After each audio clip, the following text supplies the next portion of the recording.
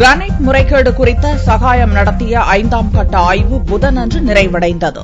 Madurai granite முறைகேடு குறித்து IAS அதிகாரி சகாயம் கடந்த 19ஆம் தேதி தனது 5ஆம் கட்ட ஆய்வை துவக்கினார். மேலூர் பகுதியில் கடந்த 2 நாட்களாக நேரில் ஆய்வு செய்தவர் அங்குள்ள விளை நிலங்கள், நீர்நிலைகளை கிரானைட் நிர்வாகம் அழித்திருந்ததை பார்வையிட்டார். இதையடுத்து 5ஆம் கட்ட விசாரணையின் 3ஆம் நாளான புதன்கிழமையன்று உசிலம்பட்டி அருகே சர்க்கரைப்ப நாயக்கனூர் பகுதியில் ஓடையை ஆக்கிரமித்து கிரானைட் கற்கள் வெட்டி எடுக்கப்பட்டிருந்ததை பார்வையிட்டார். குவாரியால் ஓடைக்கு தண்ணீர் வருவது தடைப்பட்டு அப்பகுதியில் விவசாயம் பாதிக்கப்பட்டுள்ளது குறித்து சகாயத்திடம் அப்பகுதி மக்கள் புகார் அளித்தனர். சர்க்கரைப்ப நாயக்கனூர் பகுதியில் உள்ள இரட்டை பாறையில் மிகப்பெரிய ஆக்கிரமிப்பு செய்யப்பட்டிருந்ததை பார்வையிட்ட சகாயம் அதை தடுக்க அதிகாரிகள் நடவடிக்கை எடுக்காதது குறித்து கேள்வி எழுப்பினார். இதனிடையே புதன்கிழமையோடு சகாயம் தனது 5ஆம் கட்ட ஆய்வை நிறைவு செய்தார். இந்த ஆய்வின் போது கனிம வளத்துறை அதிகாரிகள், பொதுப்பணித்துறை, வருவாய்த்துறை அதிகாரிகள் உடனிருந்தனர்.